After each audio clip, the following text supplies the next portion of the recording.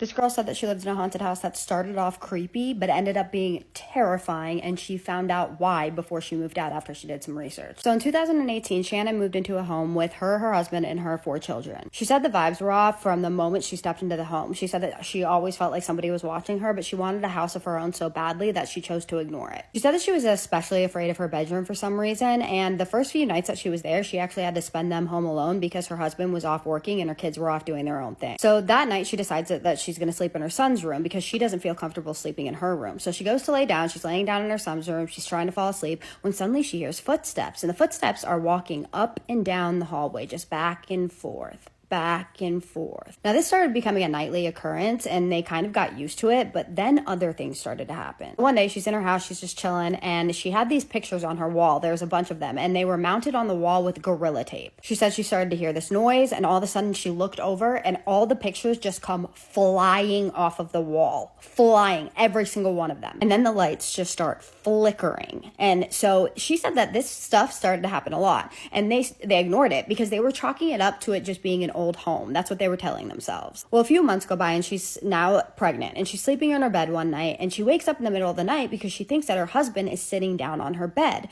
So she sits up, she looks around, and no one is there. At this point, she's not scared. She kind of just brushes it off because she thinks maybe she was dreaming. Until one night, her and her teenage son are home alone, and he's playing games in his room, and she's in her room watching TV. Now, she always keeps her bedroom door shut at all times, so her bedroom door is shut at this point, and her son is playing the games, and she said that sometimes, like during the breaks of her son's game, he would come into the room and like mess around with her and joke around with her. So when the bedroom door started shaking vigorously, she thought that it was him. And this bedroom door was shaking for about 15 seconds, and then it just stops. But her son never comes in. Once again, she thinks nothing of it. She thinks maybe it's just her son, so she's just continuing to watch TV. She ignores it. Again, door starts shaking vigorously. Again, she ignores it because she again thinks it's her son. But later on that night, she goes over to her son and she's like, "What's up with you shaking the doorknob? Why were you doing that?" And he was like, "What are you talking about?" And she was like, "You were shaking the doorknob."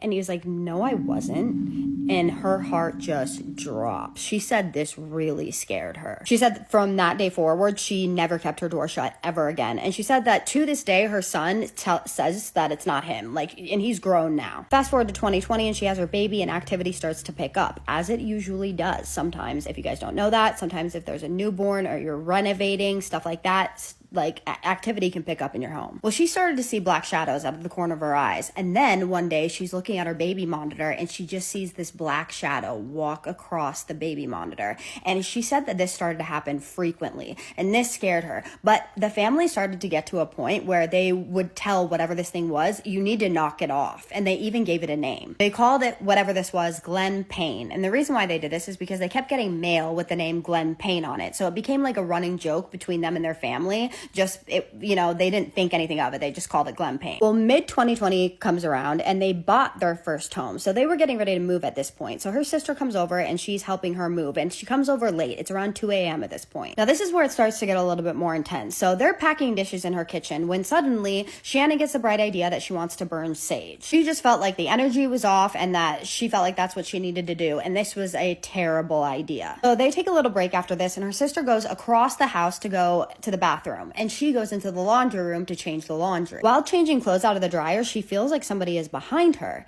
and she thinks that it's her sister. So she turns around, but no one's there. Now, while her sister is on the other side of the house, her sister said that she sees somebody walk into her daughter's room, and she thinks that it's her daughter. So she goes into the daughter's room. Her daughter is fast asleep. Nobody is there. But she saw something walk into that room. Well, they blow it off again because this family is good at that. So they go back to packing. They're packing in the kitchen when suddenly they hear this boom, boom, boom, boom. And they look up, and every single one of the cabinet doors in the kitchen is just opening and slamming shut, opening and slamming shut. Just as fast as it started, it just stops. Now, her and her sister are terrified at this point. This did not feel good. Well, shortly after this, they move into their new home, and nothing paranormal happens to them, right? They're Gucci. But then they decide that they want to look up Glen Payne, just for the fun of it. They want to know who used to live in their house, right? So they look up Glen Payne, they find his Facebook, and they see a picture of him standing in her bedroom.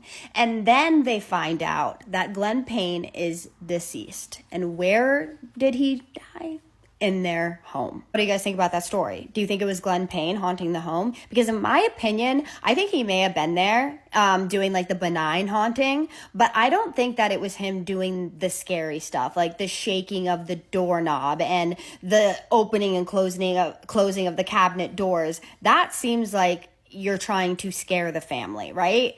And I don't think that a normal person spirit, a normal person who had passed on would really do that. Why would you do that? Unless maybe they had done something to piss him off. I have no idea, but it didn't seem demonic or anything, but it definitely seemed kind of poltergeisty in a way. In some ways, not as severe as a poltergeist. I don't know. What do you guys think of this one? When we call the serial killer a monster, we are not joking. This was a horrible, horrific killer that has never been caught. He has been compared to the Zodiac Killer and the Son of Sam. This is part 2 of my new series where we are talking about different killers from different countries. Today we're talking about one of the most notorious serial killers from Italy. But this serial killer ended up being called the Monster of Florence in the news and media, although I will say technically none of these actually occurred in Florence. They all kind of happened nearby. So outside of Florence, Italy, it was very common for couples to park on quiet back roads for like a moment of privacy, to kind of hang out, to be intimate with each other. A lot of younger couples would do this especially. And between 1968 and 1985, what should have been a fun, safe,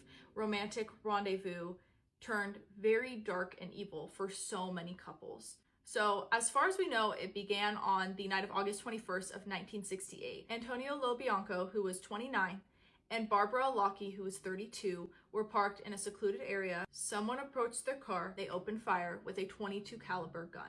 They both were shot to death. And the entire time this was happening, Barbara's 6-year-old son was in the back seat asleep. He wakes up. He sees his mother is dead in the front seat, and he's obviously horrified and traumatized, and he gets out of the car and he runs for help. He ends up running to a neighbor's home that was close by, and they call the police, and he is now safe. Police ended up arresting Barbara's husband. His name was Stefano Mali. It sounds like she was having an affair with the man she was in the car with. And so obviously they're going to think it's her husband. He probably found out about the affair and wanted to kill them as revenge.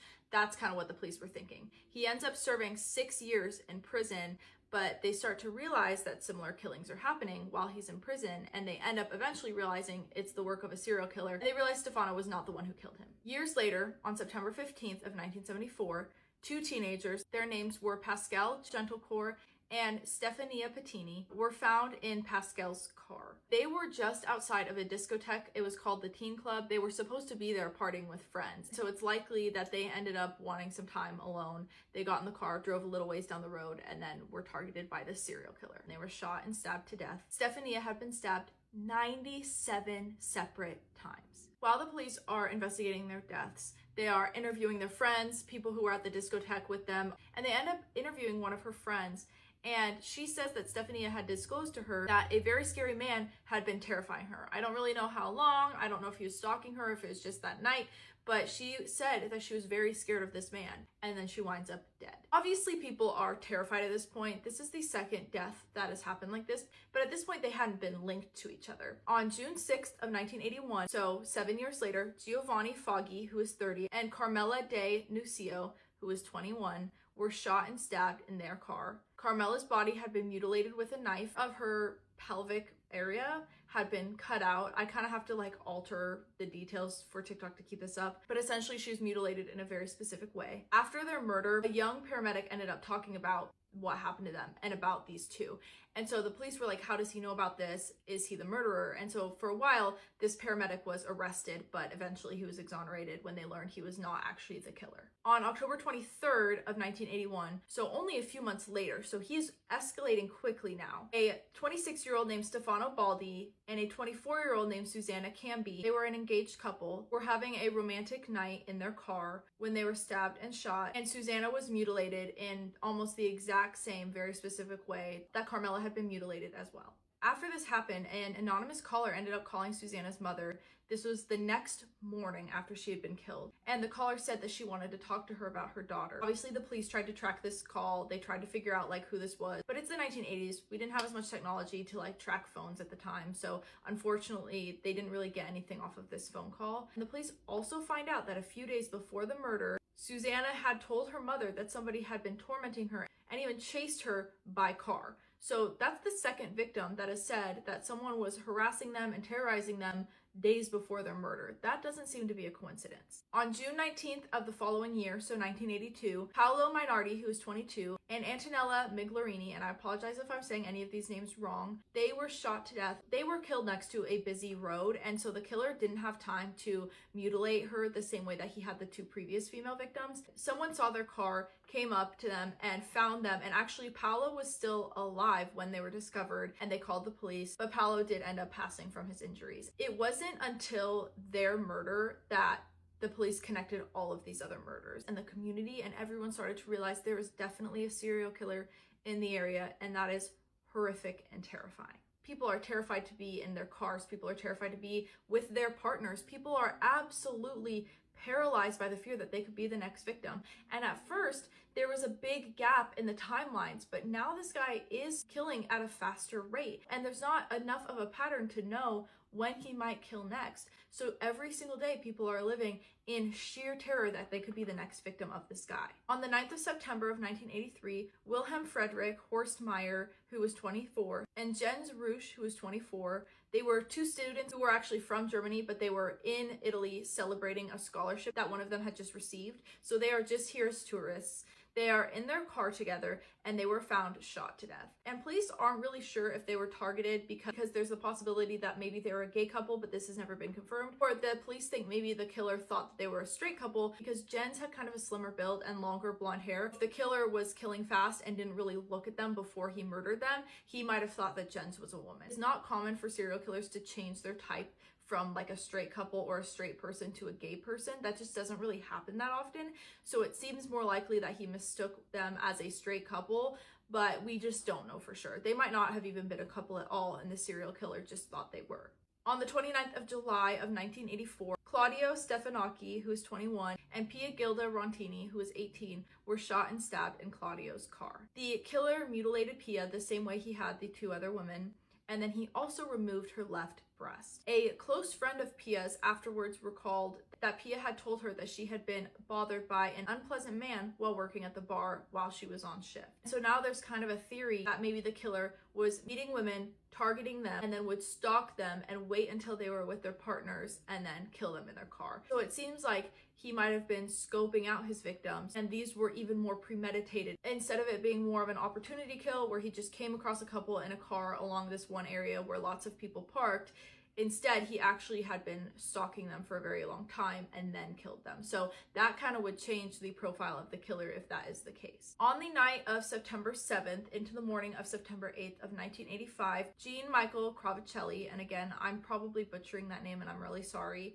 he was 25, and Nadine Moreau, who was 36, were shot and stabbed while sleeping in their small tent in a woodland area. I think they were going camping. Jean's body was found a little ways away from the tent, as if he had tried to escape after being attacked. Nadine's body was mutilated. A few days after they were killed, before their bodies were discovered, a piece of her breast tissue was sent to the prosecutor's office that was handling the case of the monster Florence. They sent it in an anonymous envelope with a taunting note and another piece of evidence that showed that a murder had taken place, and it basically taunted the local authorities and police and challenged them to go find the victims, and eventually they did. To our knowledge, they were the last victim of the monster of Florence. But who knows? I don't know for sure. This person was so dangerous and violent and scary that it wouldn't be shocking if they killed many other people. We don't know why they stopped killing. It could have been that they moved. It could have been that they were incarcerated for something else, or there's some other different theories out there. A couple of the most common theories as to why someone committed all of these crimes is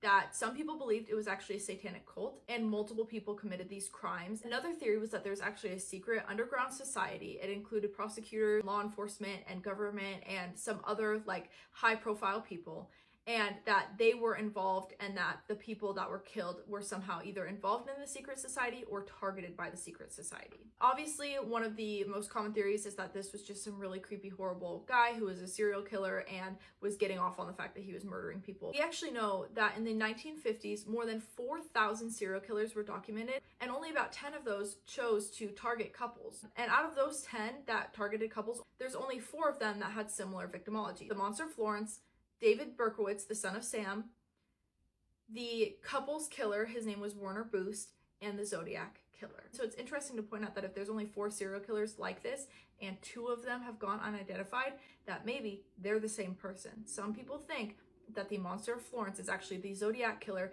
and after the Zodiac was getting close to getting caught, he relocated to Florence. It's likely that whoever did this was in their 20s to 40s when they committed all of these murders. So now the person that did this is probably in their 60s to 80s, and they potentially could be dead, and that's the reason that they stopped killing. In total, this serial killer killed at least 16 people, if not more. Absolutely terrifying that there are so many unknowns and so many question marks about this serial killer. Let me know what countries you guys want me to cover next for part 3 and 4 of this series. We've already done Canada and now we've done Italy. There's obviously still hundreds of countries to choose from. Let me know which one you want to see next. Hey guys, so I'm back with another story time, and this one is actually from my dad. This is not from my mom. So if you guys want, you could put this video in 2x because it's going to be kind of long, but I'm going to try to make it short. So what I'm showing y'all right now is the apartment that my dad used to live in. It's in White Plains, Bronx. And, okay, so this right here, this was the basement, okay? The second floor was where the living room was, the kitchen, and I think it had one bathroom. And then when you go up here, this is where, like, all their bedrooms was, because there was a lot of them. All their bedrooms was up there, and there was another bathroom up there. So I just want y'all to keep that in mind, okay? Because it's really important. So when my dad was little, him and all his brothers and sisters, they used to have, like, a little curfew, so they would all have to go to bed at the same time. Yeah, so their parents would usually, like, you know, stop by in the room and try to make sure that they're asleep. And my dad and his siblings would, like, act like they would sleep, but they really wasn't asleep. So after the parents would leave, they would get up and, you know, play around and do whatever they wanted to do. So it's this one night that they're playing around and they're supposed to be asleep. But they hear footsteps going up the stairs. And they're like, the footsteps stop outside of their door. So they all acting like they're asleep. And they're waiting by listening to see if the footsteps is going to go away. But that's the thing. The footsteps never went away. So they're waiting there. And they're like, okay, thinking and whispering to each other, like, when is mom and them going to move? Like, why they stayed in there for so long? And the footsteps never ended up, like, leaving, but they all heard it because, mind you, there's a lot of them. And they eventually fell asleep this night. So the next day comes, and they're all, like, I think they were sitting at the dinner table in the kitchen. It was daytime, though. And they were all talking about how they heard footsteps in the house, like, going up the stairs. And I think it was the older siblings saying it, because the older siblings shared a room and the younger siblings shared a room. So when the older siblings were saying they heard it, that's when my dad and the siblings that he shared a room with was like, yeah, we heard it too. And they was all talking about it, and the grown-ups was like, oh, y'all need to shut up. Like, stop talking about that. Like, they was getting freaked out by it. They was just like, shut up. So now fast forward to a whole different day. This day, my dad had to get his hair washed, so his mom took him to the bathroom to wash his hair. Everybody else wasn't supposed to be in the house. Everybody else was supposed to be in the backyard, I think he said, doing something.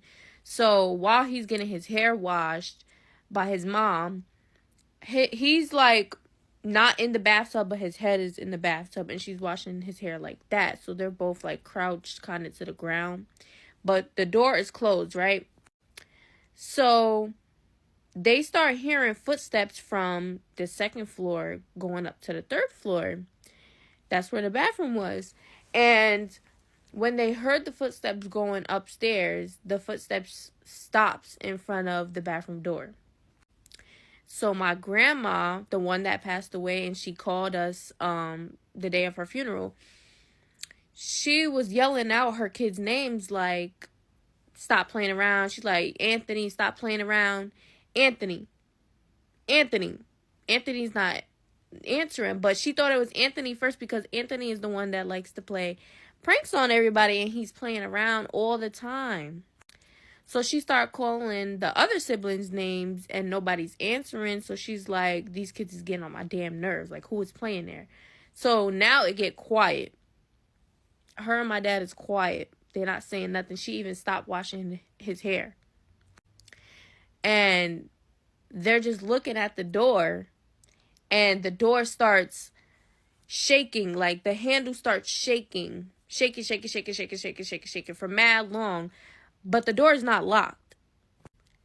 The door is not locked. So why is whoever's at the door not opening it? Unless they can't open it. So after that, they see the door handle shaking, so it stops. And my grandma gets mad. So she gets up and she slams open the door like, who the fuck was that? And she's looking around and nobody's in the house. Like, nobody is on this floor. They didn't hear the footsteps run down the stairs to go downstairs. Because the bathroom was right as soon as you come up the stairs. So basically nobody did it. Nobody did it, right? Now we're going to fast forward to a whole nother day. So I think my dad and his siblings the younger siblings was asleep at this time, but the older siblings was in a different room and they was awake.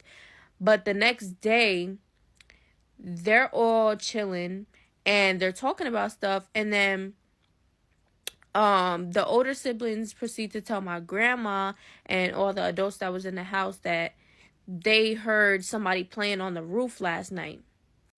So my grandma, like I said before, she always think everything is Anthony because Anthony likes to play around.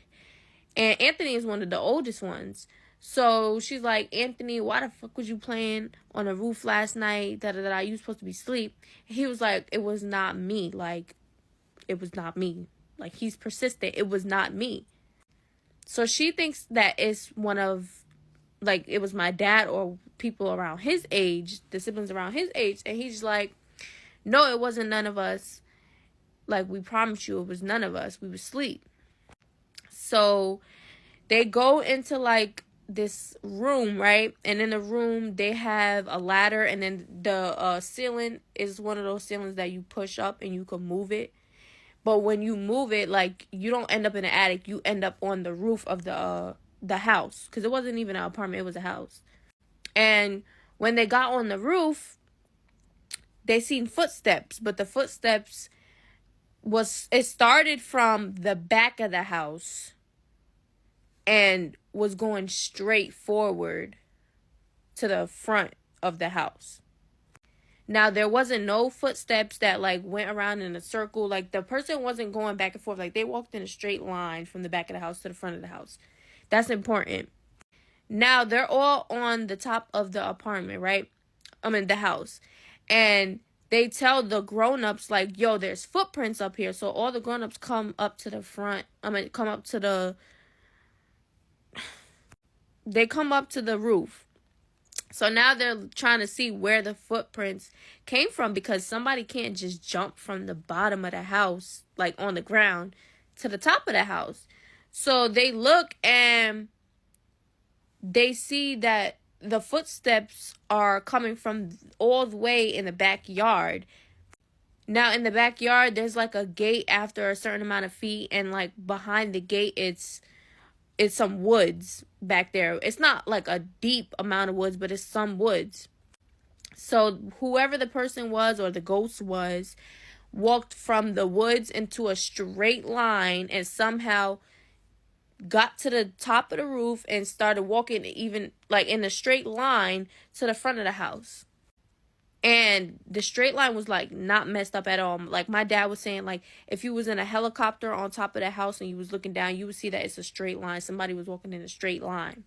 So now they like, okay, let's see if there's footprints in the front of the house, because we don't think that, the footsteps would just stop right here, because that's mad weird.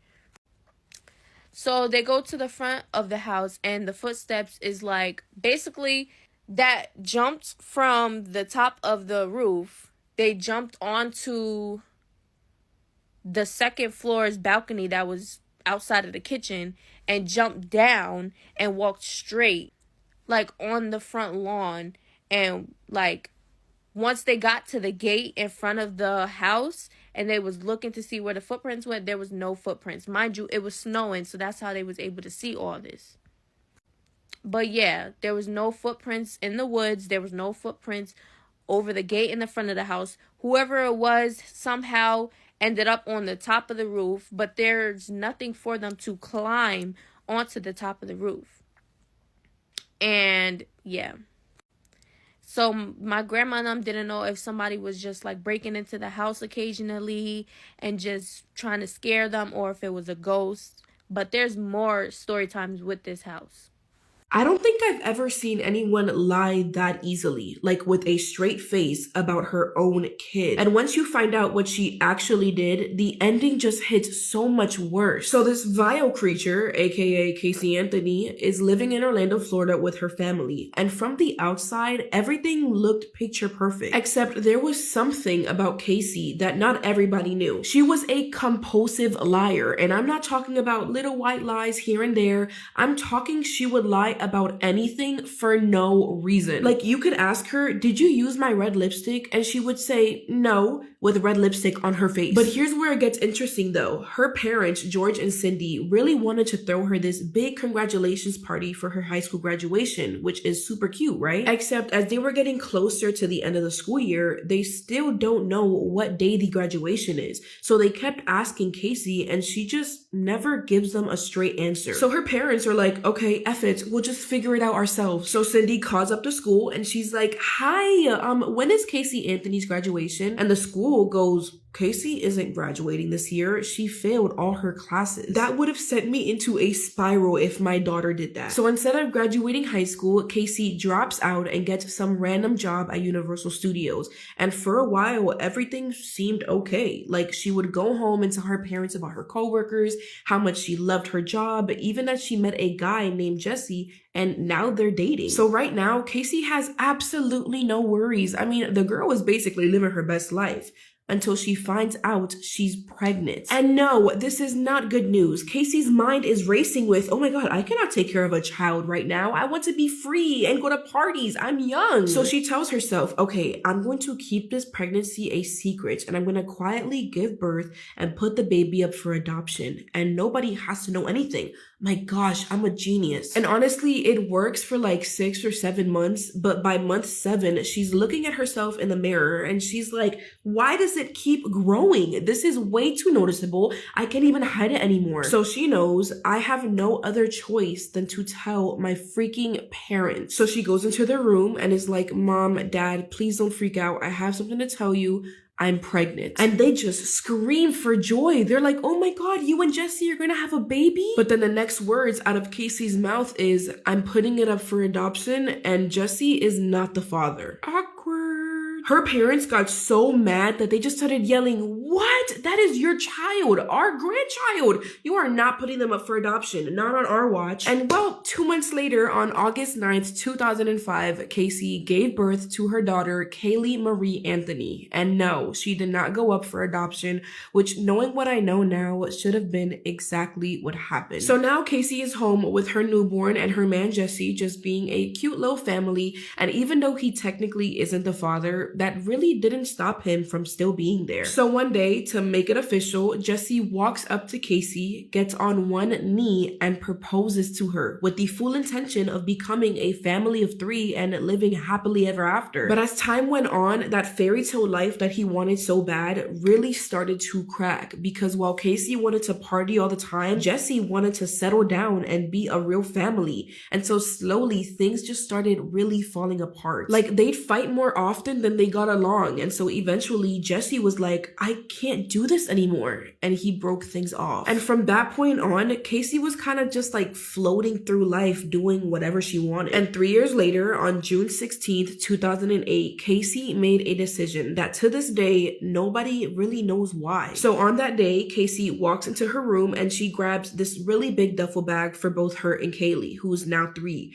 and she just starts grabbing a whole bunch of clothes and stuffing them into this bag. And to be completely honest, I don't know if she packed any clothes for Kaylee given what will happen next. And so she zips up the bag and carries it on one side while holding baby Kaylee's hand on the other. And she starts making her way through the front door and towards her parents' white car that they would let her borrow pretty often. And as she was leaving, her dad, George, sees her and asks, hey, where are you going, sweetie? But Casey very casually responds with, oh, I'm taking Kaylee to her babysitter, Zanny the nanny, and then we're gonna go to Tampa for a work trip. And George believes her, since she does work at Universal Studios, and sometimes they would ask her to go to like these different job sites. So within seconds, she loads baby Kaylee into the car and she drives away. But not one person knew that that would be the last time anyone would see baby Kaylee alive. Because for the next 31 days, Casey went completely MIA with her. And every time Cindy or George would ask about Kaylee, Casey would just get so defensive and be like, she's with Zanny the nanny, or she's sleeping, leave her alone. But while Casey is saying all of this stuff, she was actively going out to a whole bunch of bars and clubs, and she would be drinking all the time. And she would even participate in some sexy body contest at this random bar. And it became crystal clear that Casey is obviously off the rails. And after a few weeks of all of this irresponsibility, she finally realizes, oh shit, I'm out of money. And rather than dealing it the legal way, she decides to sneak into her best friend's personal belongings and steal her check. And once she has it, she then drives to a bank to cash it out. But there is one big problem. Casey's car runs out of gas in the parking lot, like completely empty. So in her messed up brain, the logical thing to do was to abandon it, just leaving it there in the middle of this parking lot. And after a few days of it just sitting there, the car ends up being towed. And since it's technically owned by her parents, George ended up getting the call saying, hey man, we got your car in the impound lot, and he has to go pick it up. And the first thing that probably went through his mind was like, bro, what the heck is wrong with Casey? Why is she being so irresponsible? And now to make his mood even worse, when he gets there, the worker tells him, look man,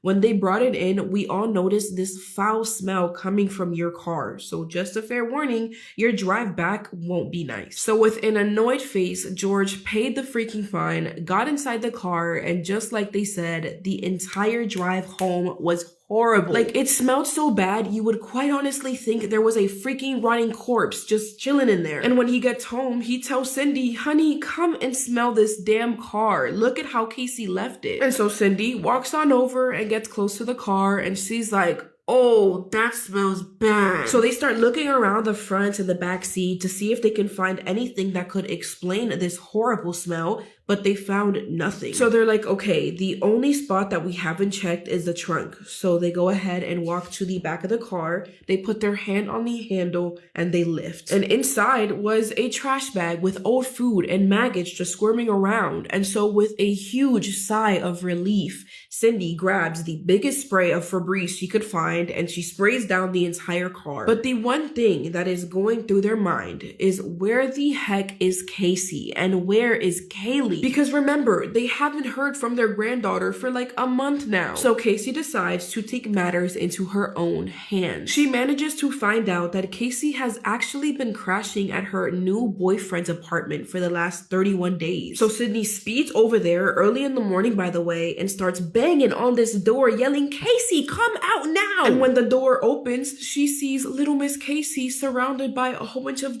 and drinks, getting completely high before the clock even hit noon. And all you hear is, Mom, what the are you doing here? Oh my god. But right now, Cindy doesn't give a crap about what Casey's thinking, because the first thing she notices is that Kaylee is nowhere in this room. And so she starts yelling at Casey, asking, where is my granddaughter? Where is Kaylee? And Casey, probably high off her mind, is just getting so irritated at her. Like, she's been having the time of her life for the past month, and out of nowhere, her mom just stormed into her boyfriend's apartment. And so she responds in an annoyed way, I told you she's with Zanny the nanny. Now get out and leave me alone. And that's when Cindy just looks at her in disgust of who this person is. And she goes, I have had enough. Grab your shit. We're leaving. And basically drags Casey out the apartment, bringing her straight back home. Now, the moment they get back, Cindy immediately calls 911 saying, I have someone here who needs to be arrested.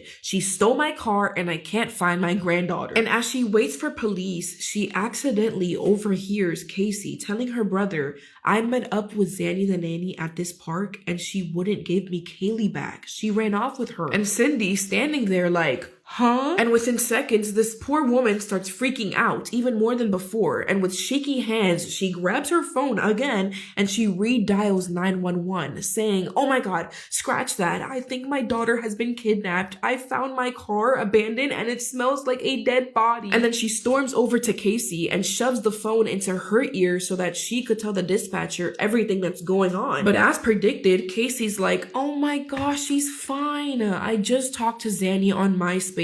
She said that she'll give Kaylee back by her birthday." And they're all standing there like, why are you not more concerned about your daughter missing? I mean, it's a valid question, but anyways, fast forward to when police finally arrive. They ask Kaylee, "Where does Zanny the nanny live? Can you bring us to her place?" And so without a choice, because she's basically got a whole bunch of big buff officers breathing down her neck, she directs them to this apartment complex and she points to the door that Zanny the nanny lives at. So the policemen go ahead and start knocking, and they're just standing there waiting for this Zanny the nanny person to come and open the door, but nobody is answering. So they go ahead and like peek through the window and they tap on the glass, but still nobody was coming to the door. I mean, if anything, the apartment looked abandoned. So they decide to walk down to the landlord's office and they ask, "Hey, do you guys have someone who lives here by the name Zanny?" And the landlord tells them, no, that apartment has been empty for like 4 months. So the policemen are like, okay, do you have any surveillance footage that we can look at? Because if Casey actually dropped off her daughter over here, then surely the surveillance footage would have caught it. So the landlord pulls it up on his computer and they go to the day that she claims to have dropped off baby Kaylee, and boom, there's nothing. Nada. Zilch. And Casey's standing there like this.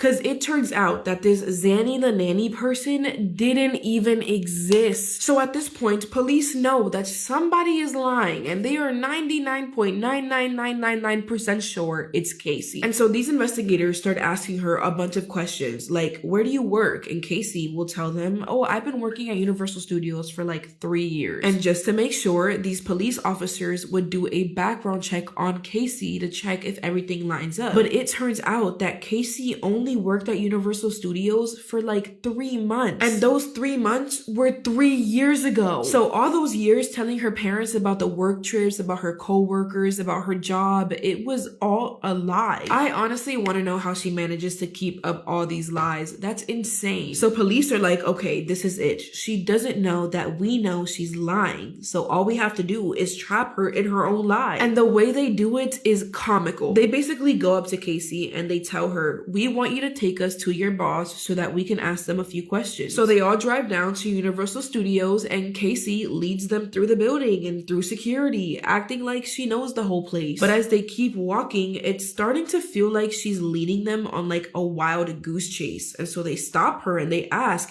"Casey, where are you taking us? It feels like we're going in circles here." And that's when Casey turns around and says, "Yeah, I don't actually work here." Oh my gosh, I wish I was a fly on a wall. And on July 16th, without hesitation, these police officers turn Casey around and finally arrest her. She's charged with negligence of a child, obstruction of justice, and making false statements. So now we have finally reached the point where you're probably thinking, okay, she is clearly hiding something, so she'll definitely be locked up for a while. But no.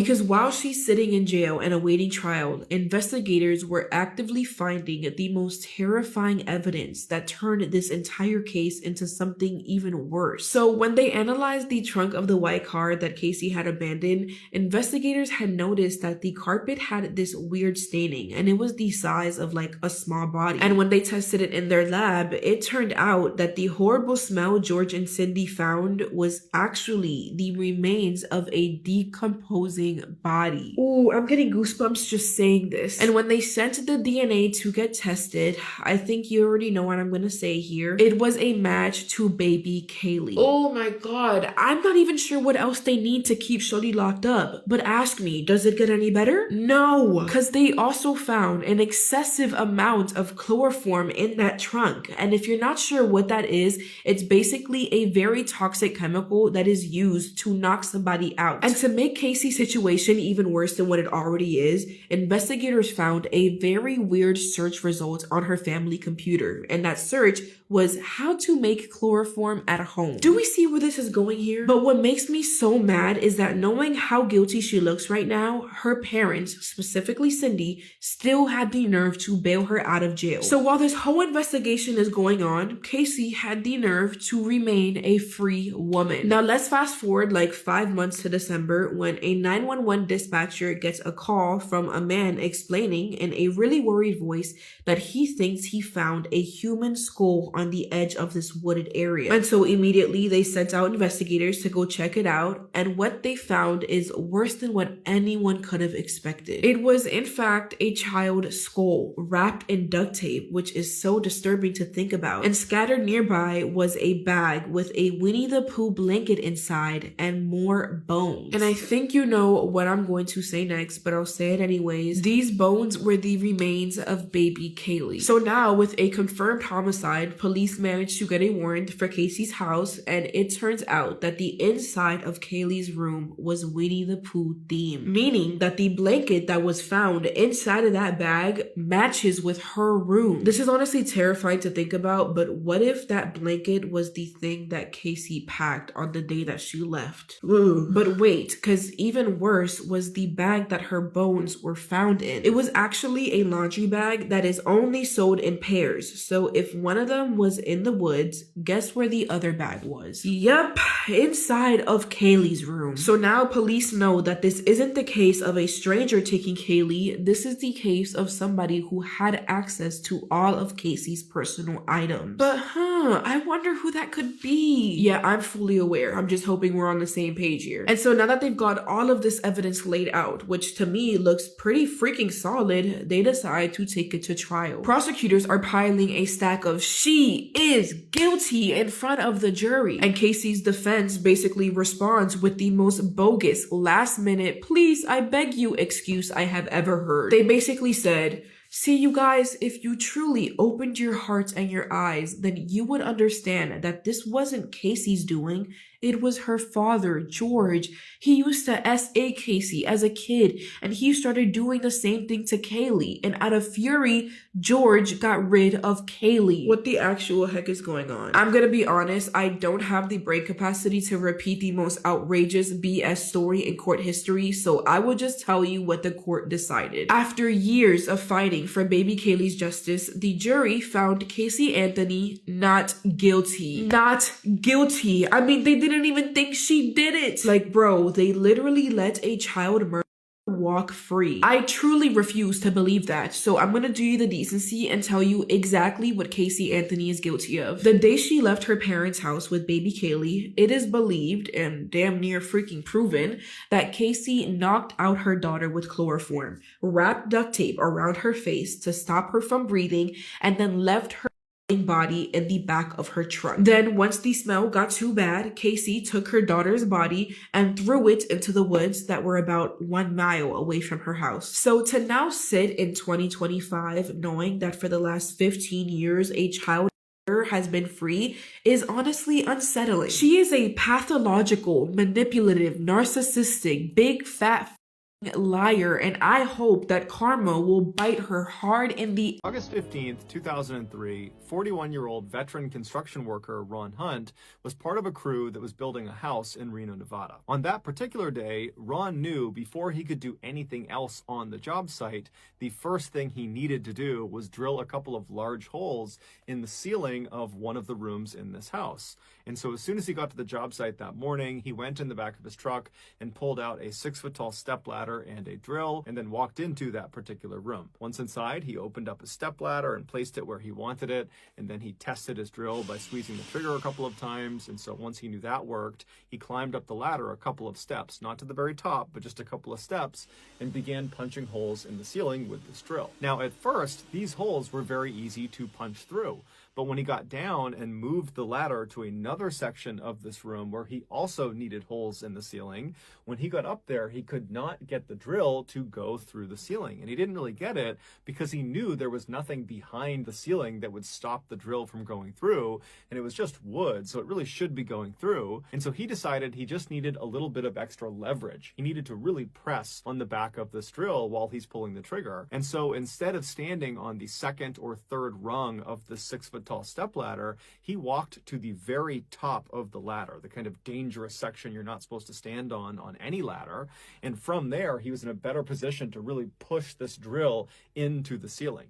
And so he gets in position and kind of feels like the ladder's fairly stable. And then he lines up this drill where he wants it. He begins squeezing the trigger. And at the same time, he really pushes with all that extra leverage into the ceiling. And as he does that, he feels the drill starting to go into the wood. But at the same time, he's pushing so hard that he's not realizing he's pushing down with his feet at a bit of an angle. And at some point, he pushes too hard and he causes the ladder to spill out from underneath him. Ron instinctively tried to throw the drill away from him, which is a common practice amongst construction workers. You don't want to land on your gear, it could hurt you.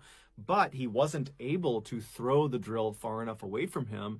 And even worse, the drill, when it hit the ground, basically right underneath him, it landed on its back with the drill bit pointing straight up into the air. And so when he fell down face first, his right eye socket landed directly on the drill. And so this 18-inch long, 1.5-inch in diameter drill bit impales his head, goes right through his eyeball, goes through his skull, and punctures out the back of his head. And so Ron, he hits the ground, but he's conscious. And so without even rolling over, he just reaches up with his hands and he feels the base of this drill, and then he traces to the drill bit and he feels it going into his eye. And then he feels around the back of his head and he feels the rest of the drill coming out of his skull. And at that point, he just starts screaming. The only other worker on the job site at the time was this man named Forrest. And Forrest, who was in a separate part of the job site, he hears Ron screaming. And so he runs over, he goes in the room, and he sees Ron, who's now standing up, cradling the drill base. The bit, the 18-inch bit, is still poking through his head. And so Ron is looking at Forrest and then turns to the side to show him that he's been fully impaled by this thing. And Forrest is totally horrified at what he's seeing. He can't believe Ron is even alive. But then Forrest jumps into action. He rips his shirt off, runs over to Ron, and kind of wraps it around his head to try to control the bleeding a little bit. And then he tells Ron to stay where he is. And then Forrest ran out of the job site, ran about 1,000 feet away to the nearest house. And he was able to use their phone to call paramedics. The paramedics arrive in an ambulance a few minutes later, and they find Ron sitting next to Forrest, just with this drill still in his face. Ron is very obviously in shock because he's not making any sound. He's totally conscious, but he's just kind of staring blankly, holding on to this thing. And so the paramedics, they go over and they detach the drill base from the drill bit. So all that's left is the actual 18-inch rod that's been pushed through his head. And then they take Ron via ambulance to a local hospital. And from there, they actually fly him in a helicopter to a bigger hospital that can handle this kind of injury. And so when he arrives at this larger hospital, they rush him immediately to the operating room. And at first, the surgeons attempted to cut off either end of this bit, the part that's sticking out the front of his eye and the part that's sticking out the back of his head. But they realized once they did that, there would still be this huge piece of bit that was stuck in his skull, and that would obviously be a huge problem. And so after thinking about it, they decided their best bet was just to unscrew the bit from his head. And so they gave him some morphine, and then over the next couple of hours, the doctors slowly twisted this piece of metal until it finally unwound itself out of his skull.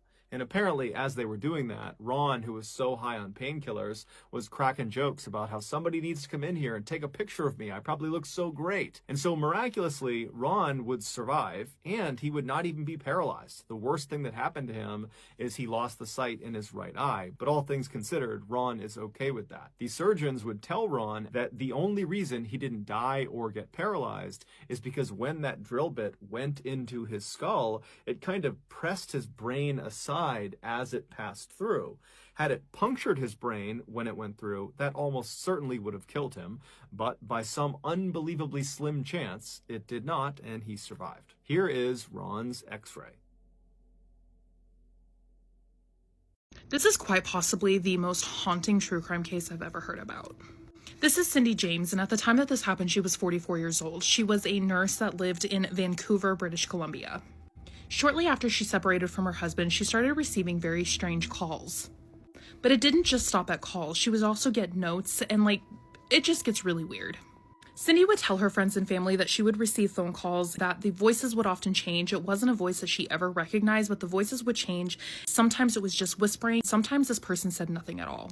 Cindy did report these phone calls to the Vancouver Police Department. They did start investigating, but over the next 3 months, things would get even stranger. These strange phone calls would just continue. She even reported them to police, and the Vancouver Police Department did start investigating, but things just got increasingly worse. Her front porch light was smashed, she heard people around her house at night, and her phone lines were often severed as well. But not only that, she started getting these really strange notes left on her doorstep. She told her friends and family she didn't think that this person wanted to kill her. She thought that this person wanted to scare her to death. Things would only get worse for Cindy. One night, one of her friends decided to come visit her at her house. When Cindy didn't answer the door, she figured maybe she was just taking her bath, but she walked around the house. That's when she found Cindy crouched down with a nylon sock around her neck. Cindy told her friend that she had gone out to the garage to grab something. Someone had come up behind her. She doesn't remember much of anything else. Cindy was so terrified of what was happening, she eventually moved to a new house, changed her last name, and even painted her car just to avoid this person, but it didn't help. Now, Cindy's friends and family did think that Cindy was holding something back. Every time she was questioned by police said that she would change her story. And her friends and family do agree that she might not have been telling the full truth, but her family thinks that whoever this was had threatened not only her, but her sister and her mother. Cindy was afraid to talk to the police. Cindy would eventually hire a private investigator to help her look into this, and the private investigator one night found Cindy in her house. She was seemingly unconscious, but he thought that she had passed. When he broke into the house, she revived for a little bit. He noticed that she had a note pinned to her hand with a paring knife. Cindy told her private investigator that the only thing she remembered was a man coming through her gate, hitting her over the head with a piece of wood or some kind of blunt object, a needle going into her arm. But police seemingly didn't believe Cindy. They thought that she was doing this to herself. They said that they never found any fingerprints of anyone after she had been attacked. Her story continued to change, so it really seemed like the police thought that Cindy was 100% doing this to herself. They put a 24-hour surveillance around her house. Anytime that they did this, there was nothing would happen to Cindy. Now, this to me doesn't mean that Cindy was lying. It just means automatically I thought this was a police officer doing this to her. He knew what was going on. Anytime they tried to trace a call, the phone calls were too short to trace, so they couldn't get any suspects through that. Then one day, Cindy was found about 6 miles from her house in a ditch. She was semi-unconscious, and she was wearing a man's work boot and a glove. She was suffering from hypothermia. Cindy was terrified at this point, obviously, so she started asking people to spend the night, including her private investigator. One night, while he was staying the night, she came running out of her room and she said, "I heard a noise downstairs." When they went to investigate, her basement was on fire. I might have gotten that wrong. I think it was actually her father who was there, but he ran outside and he saw a man standing on the curb by Cindy's house. So this wasn't just Cindy who saw these people, it was also other witnesses. When he ran to the phone to call 911, the phone lines had once again been severed. When police got there, they said that Cindy staged this incident. Things got so out of control that eventually her doctor had committed to a psych ward thinking that she was having a mental health crisis of some kind. Then on May 25th of 1989, 6 years and 7 months after these phone calls had started, so she was suffering for a really long time, but Cindy disappeared. The same day that she disappeared, her car was found. Inside the car, it was found in a neighborhood parking lot, and inside her car were groceries and a wrapped gift. There was also blood on the driver's side door. Some of Cindy's items from her wallet were found under her car. Then on June 8th of that same year, Cindy's body was found in an abandoned yard.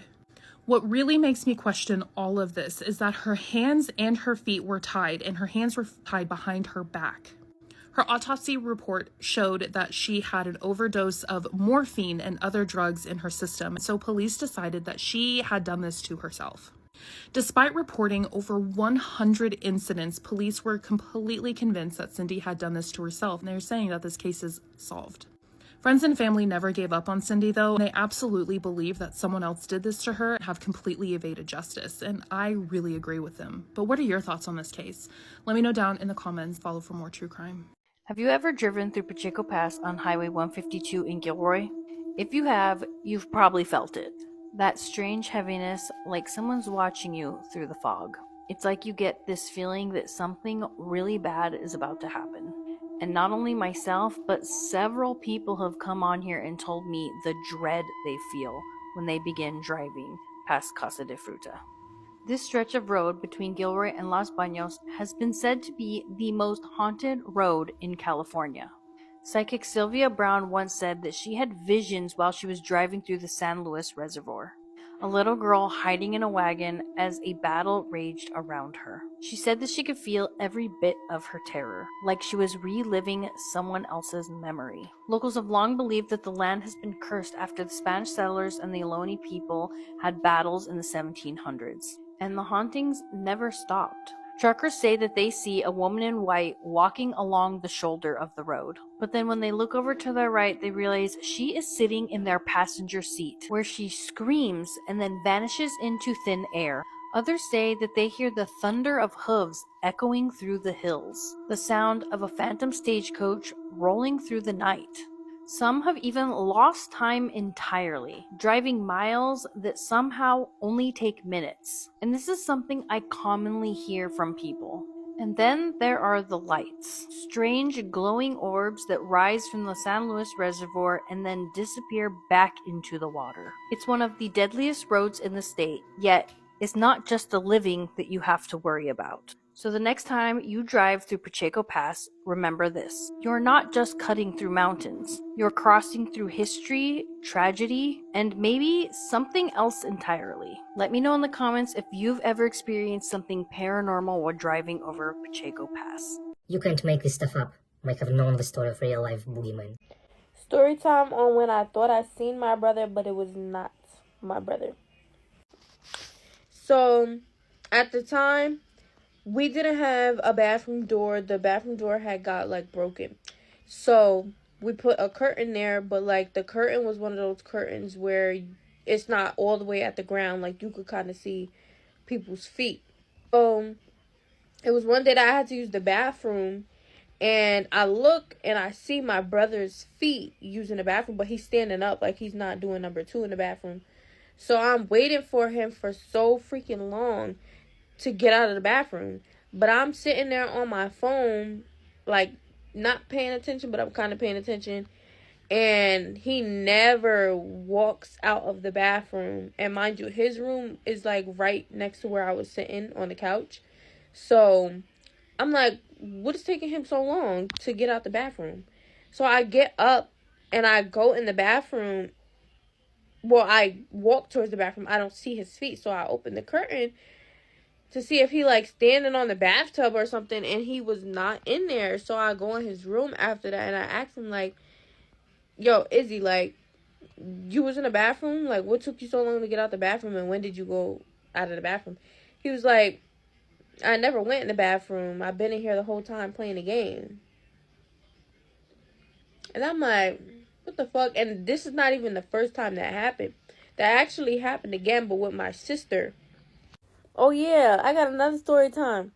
So, it was a day where I was chilling in the dining room area, and you know how you doing something, but you could see with your peripherals, So I was doing something. I don't remember what I was doing, but I know I seen in my peripheral my brother went upstairs in our parents' room. So, mind you, I stood in the dining room the whole entire time. I don't remember what I was doing. But I'm just waiting to see my brother come down. Because I'm paying attention, but I'm not paying attention. And he never comes downstairs. But I go in his room for something, to get something. And I see him sitting on the bed. And I'm like, didn't you just go upstairs in mom and dad's room? And he was like, no, I didn't go upstairs in mom and dad's room. I'm like, okay, I'm not going to talk about this ever again. And I haven't talked about it since today, right now.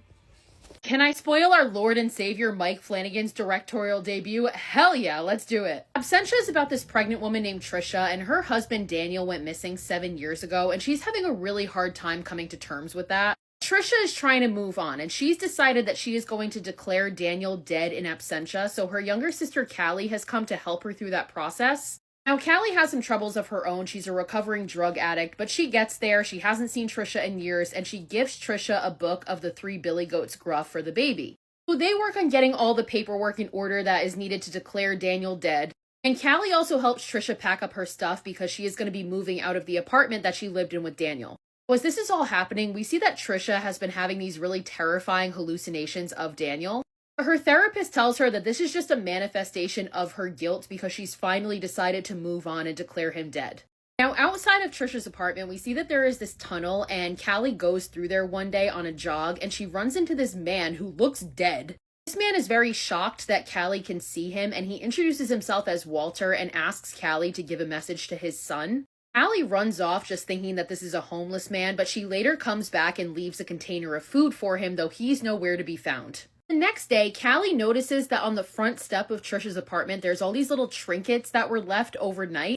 She assumes that Walter left them in return for the food, so she ends up leaving them at the tunnel entrance as well. But as she's doing so, a man approaches and warns Callie about leaving things and trading with the tunnel, but he leaves a garbage bag there. Later that night, Callie finds all the little trinkets that she left in the tunnel in her bed under her pillow. So Callie and Trisha end up calling the police, and this one guy, Detective Mallory, shows up, and it turns out he's the person that has been investigating Daniel's disappearance, and he is also the father of Trisha's baby. Even though Trisha is pregnant with his baby, she really has never been able to fully involve herself with Detective Mallory, but she finally decides to sign Daniel's death certificate and go out on a date with Detective Mallory. So he comes to pick her up one night to take her out, but as they're leaving, they see this man outside looking disheveled, and it turns out it's Daniel, and he is wearing the same clothes that he went missing in 7 years ago. They, of course, take Daniel to the hospital, and they inform Trisha that he has signs of significant physical abuse and malnourishment and dehydration. Like, he's been fucked up. And when the police start asking Daniel questions about where he's been, he just says that he was underneath, and he seems shocked that everybody can see him, kind of like Walter was. So eventually they bring Daniel home. He barely speaks, he's terrified all the time, especially of the tunnel that is outside of the house. One night, Mallory comes over and tries to convince Trisha that even though your husband is back, like, that is not the same person, just be with me, like, you love me. As they're having that conversation, Daniel is telling Callie about how he made a trade with this creature that lives in the walls of the tunnel. So at this point, we see that Callie has relapsed and she started using drugs again, but she starts to hear this weird fluttering noise like an insect in the apartment. When she goes to investigate, she is knocked unconscious by an unseen force. When she comes to, she finds Daniel being dragged out of the house, also by an unseen force, back into the tunnel, and he disappears. She literally watches him be pulled into the walls of the tunnel. Trisha and Mallory come back inside. Callie tries to explain to everybody what happened, but everybody just thinks it's her drug use responsible for this, and she just hallucinated it. Callie knows that what she saw was real, so she starts to do some digging, and she finds all of these articles online about a bunch of people who have gone missing in this neighborhood over the past 100 years. And she finds that one of those people is Walter, the guy that she saw in the tunnel that one time, and when they asked his young son at the time what happened, he said that his father was taken by monsters in the tunnel. And the next day, Callie and Trisha see that the police are outside of the tunnel, and it's because they've discovered Walter's body at the tunnel entrance. As they're watching this happen, that man that had told Callie not to trade and leave anything there comes up, and he is absolutely devastated because it turns out that was Walter's son. What he's been leaving at the tunnel in garbage bags is small animals because he's been stealing them and sacrificing them to the tunnel in order to try and get his father back. So that night, Trisha and Callie are home when they are suddenly attacked by this insect-like creature, and Trisha is dragged out into the tunnel and she disappears. So Callie goes to the police to file a missing persons report for her sister, and they don't believe anything that she says about the tunnel and people disappearing into it. So that night, she decides to go into the tunnel to offer herself as a sacrifice in replacement for her sister's life. But instead of giving her sister back, when Callie looks in the tunnel, she sees Trisha's unborn fetus laying there. And then this creature in the tunnel attacks Callie and takes her into the walls, leaving just her shoe behind. Eventually, Detective Mallory finds out about this. He's, of course, devastated that his pregnant girlfriend is gone. But when he goes into their house, he finds an envelope addressed to him, and inside of it is all of Callie's research that she found about the missing people, as well as the 3 Billy Goats Gruff book. Mallory speculates and thinks about all of the possibilities that could have happened, like he considers the fact that Walter's son might have been a serial killer and killed them both. Ultimately, he decides to believe that Callie ran away on her own, and Trisha also ran away and she's somewhere living off the land and she's happy. The movie ends with Mallory putting up missing persons posters for Trisha, just like she was doing for her husband in the beginning of the movie. And he sees a vision of Callie standing in the tunnel in the distance, but when he looks closer, she's gone. And as he walks away, we see Callie watching him from the tunnel, or underneath, as Daniel said, as the creature grabs her shoulder and the movie ends. This is Dr. John, and you're not going to believe what he did. So right off the bat, doctors, we are told to trust them, that they are healers, they're helpers, and for the most part, we trust these people blindly. And unfortunately, sometimes these people take advantage of that and do the most diabolical things. So his full name was John Schneeberger, and he was actually born in North Rhodesia, which is now Zambia. But in 1987, he made the move to Canada, specifically to Saskatchewan, where he was able to practice medicine as a doctor. And in 1991, he married his wife Lisa, who also had 2 daughters from a previous marriage. And during their marriage, they also went on to have 2 additional daughters. And then in 1993, he was given his Canadian citizenship. But then on Halloween of 1992, Dr. John did the unthinkable. He had a 23-year-old patient named Candace, and while she was sedated, he decided to completely take advantage of her and SA her. However, even though Candace was sedated, she was able to remember portions of what happened to her, and she was 100% adamant that Dr. John had SA'd her. Now, of course, she reported this to the authorities, and right away, authorities went to interrogate Dr. John, and he willingly gave a blood sample, but surprisingly, it turned out to not be a match. But Candace, again, was 100% adamant that this definitely happened. Even though she was sedated, she was able to remember bits and pieces. So she demanded that the authorities do another blood test to make sure that Dr. John was actually the one responsible. And so they listened, but surprisingly, the blood test results came back as negative. It was not a match. And then in 1994, the case was closed. Authorities had nothing to go on at this point. But Candace was not ready to give up. She decided to take matters into her own hands and hired a private investigator. So this private investigator breaks into Dr. John's car and collects DNA samples from a variety of different things in there. And this time, when they ran the DNA test against the samples that was found on Candace's clothing, it turned out to be a 100% match. And because of this, a 3rd DNA test was ordered, but there was some sort of issue where the blood that was drawn was not enough, therefore it was inconclusive. So then we fast forward a few years to 1997, where Dr. John's wife makes a horrifying discovery. She finds out that he had been sedating one of her daughters from her first marriage and then SAing her. She reports him to the police, and that's where a 4th DNA test was ordered. But this time, it wasn't just going to be a blood test that was done. They also took DNA samples from inside his mouth and his hair. And this time, the DNA was a match to the DNA found on her daughter's clothing. And it was during this trial for this specific crime that the truth came out about how Dr. John was able to fool authorities with those blood tests regarding Candace.